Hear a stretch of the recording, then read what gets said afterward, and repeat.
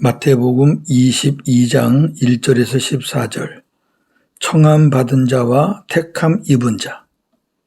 예수께서 다시 비유로 대답하여 이르시되 천국은 마치 자기 아들을 위하여 혼인잔치를 베푼 어떤 임금과 같으니 그 종들을 보내어 그 청한 사람들을 혼인잔치에 오라 하였더니 오기를 싫어하거늘 다시 다른 종들을 보내며 이르되 청한 사람들에게 이르기를 내가 오찬을 준비하되 나의 소와 살찐 짐승을 잡고 모든 것을 갖추었으니 혼인잔치에 오소서 하라 하였더니 그들이 돌아보지도 않고 한 사람은 자기 밭으로 한 사람은 자기 사업하러 가고 그 남은 자들은 종들을 잡아 모욕하고 죽이니 임금이 노하여 군대를 보내어 그 살인한 자들을 진멸하고 그 동네를 불사르고 이에 종들에게 이르되 혼인잔치는 준비되었으나 청한 사람들은 합당하지 아니하니 내거리 길에 가서 사람을 만나는 대로 혼인잔치에 청하여 오라 한대 종들이 길에 나가 악한 자나 선한 자나 만나는 대로 모두 데려오니 혼인잔치에 손님들이 가득한지라.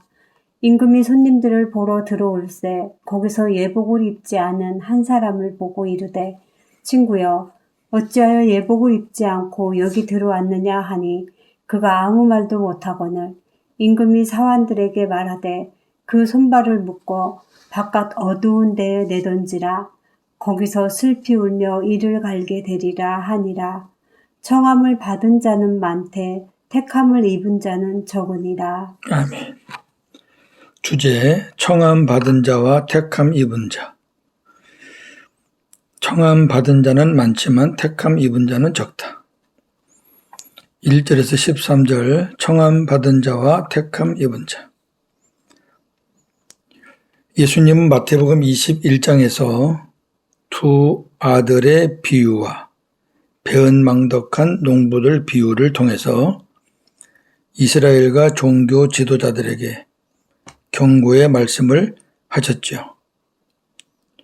21장에 이어서 오늘 22장에서도 청함 받은 자와 택함 입은 자의 비유를 말씀하십니다. 자, 예수님의 말씀입니다. 천국은 마치 자기 아들을 위하여 혼인잔치를 베푼 어떤 임금과 같다. 천국 비유라고 일단 앞에 전제를 했습니다. 천국 비유는 구원과 관계가 항상 있죠. 그리고 이제 어떤 거는 간혹 상급과 관계 있는 것도 있지만 대부분 구원과 관계 있는 것이죠. 임금이 이미 청한 사람들에게 종들을 보내어 혼인잔치에 오라고 하였더니 그들이 오기를 싫어해서 임금이 그들에게 다른 종들을 다시 보내며 이르기를 임금인 내가 나의 소와 살찐 짐승을 잡고 모든 것을 갖추어 오찬을 준비했으니 오찬은 일반 음식보다 잘 차려서 손님을 대접하는 점심 식사를 오찬이라고 합니다. 내 아들의 혼인잔치에 오소서 하라고 하였더니 그들이 돌아보지도 않고 한 사람은 자기 밭으로 가고 한 사람은 자기 사업하러 가고 그 남은 자들은 종들을 잡아 모욕하고 죽였다. 이에 임금이 노하여 군대를 보내어 그 살인한 자들을 진멸하고 그 동네를 불살랐다. 자, 여기 나오는 그 대상은 이미 청한 사람들이 무슨 말이냐면 미리 알려줬어요. 몇 월 며칠 잔치를 할 거니까 준비하고 있다가 오세요 하고 미리 초청장을 미리 보낸 사람들이에요. 그러니까 그 날짜에 맞춰서 이제 종들을 다시 한번 보낸 것 뿐인데 다 거절하는 거죠. 악한 무리들은 종들을 잡아 죽이고 그래서 임금이 그 살인자들을 다 진멸시켰어요. 이어서 말씀하십니다. 임금이 다시 종들을 보내며 이르시기를 내 아들의 혼인잔치는 이미 준비되었으나 청한 사람들은 합당하지 않으니 저 네거리 길에 가서 사람을 만나는 대로 혼인잔치에 청하여 데리고 오라. 그러자 종들이 길에 나가서 악한 자나 선한 자나 만나는 대로 모두 데려오니 혼인잔치에 손님이 가득하였다. 주님이 하신 말씀이에요. 여기서 임금은 하나님, 아들은 예수님, 종들은 선지자들, 지금은 복음 전도자들, 이미 초청장을 받은 자들은 유대인들, 사거리에서 온 자들은 이방인들을 가리킵니다. 강의합니다. 하나님은 천국으로 데려갈 백성으로 먼저 유대인들을 초청하셨습니다. 그런데 그들은 하나님은 믿는다고 하면서도 그 아들 예수님은 믿지 않았습니다. 그들은 예수님을 믿으라고 하는 하나님의 종들을 무시하거나 때리고 감옥에 가두고 죽였습니다. 결국 그들은 하나님의 아들 예수님을 십자가에 못 박아 죽이고 말았습니다. 이 하나님은 진노하셨고 이스라엘에 엄청난 고난을 주셨습니다. 하나님은 초청 대상자를 이방인으로 바꾸시고 다시 그들을 초청하기 시작하셨습니다.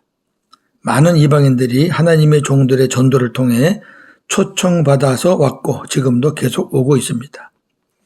초청받는 데에는 선하든 악하든 남녀노소, 빈부, 귀천, 유무식 등 제한이 없습니다. 이 말은 하나님의 구원에는 차등이 없다는 말입니다. 이어서 마지막으로 말씀하십니다. 임금이 손님들을 보러 들어오셔서 거기서 예복을 입지 않은 한 사람을 보고 이르시기를 친구여 어찌하여 예복을 입지 않고 여기 들어왔느냐 고 물으셨는데 그가 아무 말도 못하자 임금이 사원들에게 명하기를 그의 손발을 묶어 바깥 어두운 데에 내 던지라. 거기서 슬피 울며 이를 갈게 되리라. 오늘 비유에서 가장 중요한 부분입니다. 예복. 왜냐하면 초청을 받아 잔치집에 왔다가 예복을 안 입은 사람들은 다 쫓겨났기 때문입니다. 그냥 쫓겨난 게 아니라 어두운 데로 내팽개쳤죠. 예복은 임금 앞에 갈 때 입는 옷입니다. 자기가 입는 것이 아니고 그 입구에서 신하들이 입혀주는 겁니다. 잘 생각해 보시면 알아요. 그 내거리에서 사람들이 왔잖아요. 왕을 만나러 들어가는 곳은 그 옷 갖고 들어가면 안 돼요. 그거 다 냄새나고 더럽고. 그래서 그 왕을 만나러 갈 때에는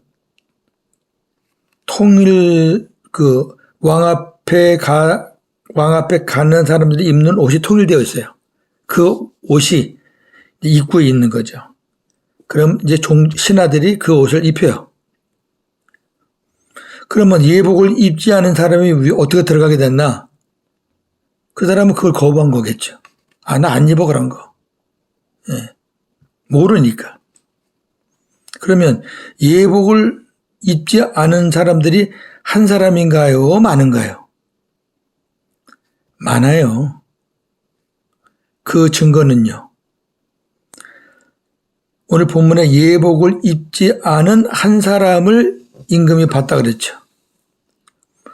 많은 사람 가운데 오직 한 사람이 아니고 예복을 입지 않은 많은 사람들 중에 한 사람을 가리키는 거예요. 그 또 하나 증거는 마지막 절 청함을 받은 자는 많지만 택함을 입은 자는 적다는 말씀은 청함을 받은 자가 예복을 입지 않은 자잖아요. 택함을 입은 자는 예복을 입은 자고. 그러니까 예복을 입지 않은 자들이 많다는 것을 암시하는 거죠. 임금 앞에 갈 때는 반드시 예복을 입어야 합니다. 다시 말씀드립니다. 예복은 왕의 신하들이 입혀주었는데 예복을 입지 않은 자들은 이를 거부하는 것입니다. 임금은 초대받은 자들이 어떠한 사람인지를 보시잖아요. 악한지 선한지 뭐 부자인지 가난한지 그거 안 봐요. 뭐만 보느냐? 그들이 예복을 입었는가만 보십니다. 예복을 입으면 통과, 예복을 안 입으면 슬피 울며 이를 가는 지옥으로 가는 겁니다. 왜? 천국 비유이기 때문에. 전도를 통해서 초청받은 사람들은 여러 이유를 가지고 교회 공동체에 나옵니다. 적용해 보는 겁니다. 그런데 초청받아서 교회에 나왔다고 모두 다 천국 가는 것은 아니고 예복을 입어야 갈 수 있습니다. 그렇다면 이 예복은 무엇이며 어떤 자들이 입을 수 있나요? 이게 제일 중요하잖아요. 이 비유의 핵심이니까. 자, 갈라디아 3장 27절에 해답이 있습니다. 누구든지 그리스도와 합하기 위하여 세례를 받은 자는 그리스도로 옷 입었느니라. 아멘. 그리스도로 옷 입었다, 예복을 입었다는 말씀이죠. 자, 누가 입어요? 그리스도와 합하여 세례를 받은 자. 주님과 하나 되기 위해서 세례를 받은 자에게 하나님이 입혀주시는 거예요. 여기 세례는 어떤 예식이 아니에요. 뭐 물세례 받는 그런 예식이 아니에요. 그거 받는다고 그리스도와 합해지나요? 예수님과 연합하여 하나 되어서 예수님을 머리로 하고 한 몸 되는 것이 세례입니다. 주님과 하나 되는 게 세례예요. 하나님은 예수를 믿어 예수와 하나 된 그리스도인들에게 천국에 갈 수 있는 예복, 즉 그리스도의 옷을 입혀주시는 겁니다. 이 옷을 입은 자만이 천국에 갈 수 있습니다. 할렐루야. 자, 무슨 말씀인가 하니까 우리가 물세례 예식을 받는다고 하나님 백성 되는 거 아니잖아요. 주님과 연합하는, 주님과 하나 되는 세례를 받아야 하나님 자녀가 되는 거잖아요. 예, 그렇게 주님과 하나 된 자녀에게 하나님이 그리스도로 옷을 입혀준다 그 말이에요. 그것이 오늘 비유에서는 예복을 입혀준다 그랬어요. 14절 청함 받은 자는 많지만 택함 입은 자는 적다. 청함을 받은 자는 많지만 택함을 입은 자는 적다는 말씀에서 한번 잘 보세요. 청함은 받는 것이고 택함은 입는 것입니다. 그럼 받는 것과 입는 것의 차이가 무엇인가요? 예복은 내가 입는 것이 아니라 입힘을 받는 것입니다. 택함을 입었다라는 것은 나는 피동형이에요. 수동형이란 말이에요. 누군가에게 입힘을 받는 거예요. 마찬가지로 구원도 내가 취하는 것이 아니고 하나님께서 주시는 것입니다. 교회 안에 초청받은 자들은 많은데 천국에 들어갈 자들은 많지 않습니다. 왜 그렇습니까?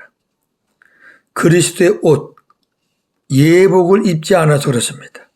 즉, 새 언약의 복음을 몰라서 예수 그리스도를 마음에 영접하지 않으므로 주님과 하나 되는 세례를 받지 못했기 때문입니다. 아멘. 다시 말씀드립니다. 율법으로는 안 됩니다. 별의별 행위를 다 해도 안 됩니다. 그리스도의 옷을 입는 것은 주님이 내 안에 오셔서 주님과 내가 하나가 되는 성령 세례를 받아야 되는 겁니다. 여기 나오는 세례가 성령 세례잖아요. 그리스도의 할례. 같은 말씀이죠. 대한민국 교인 수가 얼마나 된다고 생각하나요? 옛날에 뭐 1000만? 옛날 얘기고요. 수백만? 좋습니다. 그렇다면 그리스도의 옷을 입고 천국에 갈 자들은 얼마나 된다고 생각하나요? 하나님만이 아시겠죠. 그러나 분명한 것은 우리가 생각하는 수보다 훨씬 적을 것입니다. 오늘 말씀을 묵상하면서 나누면서 나는 청함을 받은 자인가 아니면 택함을 입은 자인가? 청함을 받은 자라면 택함을 입은 자가 되어야 하고 택함을 입은 자라면 하나님께 감사와 영광을 돌리시기 바랍니다. 오늘도 복음으로 승리하는 저와 여러분 되기를 주님의 이름으로 축원합니다. 아멘. 하나님, 오늘 청함을 받은 자와 택함을 입은 자에 대한 말씀을 나누었습니다. 청함을 받은 자는 많지만 택함을 입은 자는 적다고 하셨습니다. 예수 믿겠다고 다 구원받는 것 아니지 않습니까? 교회당에 나왔다고 다 구원받는 것도 아니지 않습니까? 물로 세례를 받았다고 다 구원받는 것 아니지 않습니까? 율법을 잘 지킨다고 해서 구원받는 것 아니지 않습니까? 구원을 받으려면, 천국에 가려면 예복을 입어야 한다고 말씀했습니다. 근데 그 예복은 내가 입는 것이 아니라 하나님이 입혀주시는 것이라 그랬습니다. 하나님, 우리가 행함으로 구원을 받는다면 구원은 우리가 취하는 것이겠죠. 그러나 행함으로는 구원을 받을 수 없고 하나님의 은혜로만 받을 수 있음을 저희들은 믿습니다. 하나님, 예복은 그리스도의 옷입니다. 하나님이 입혀주시는 그리스도의 옷. 주님은 그 예복을 보고 구원하신다는 말씀은 주님이 우리를 보고 구원하시는 것이 아니라 내 안에 계시는 나와 함께 하시는 나의 머리 되시는 예수님을 보시고 구원하신다는 말씀 아니겠습니까? 감사합니다. 아직도 청함 받은 자의 위치에 있습니까? 택함을 입은 자로 되기를 기도하시고 택함을 입은 자들이 있습니까? 택해 주신 은혜를 주신 하나님께 감사와 영광을 돌리는 이 아침이 되기를 원합니다. 오늘도 하나님 복음으로 승리하는 삶을 살게 하여 주옵소서. 예수님의 이름으로 기도하옵나이다. 아멘.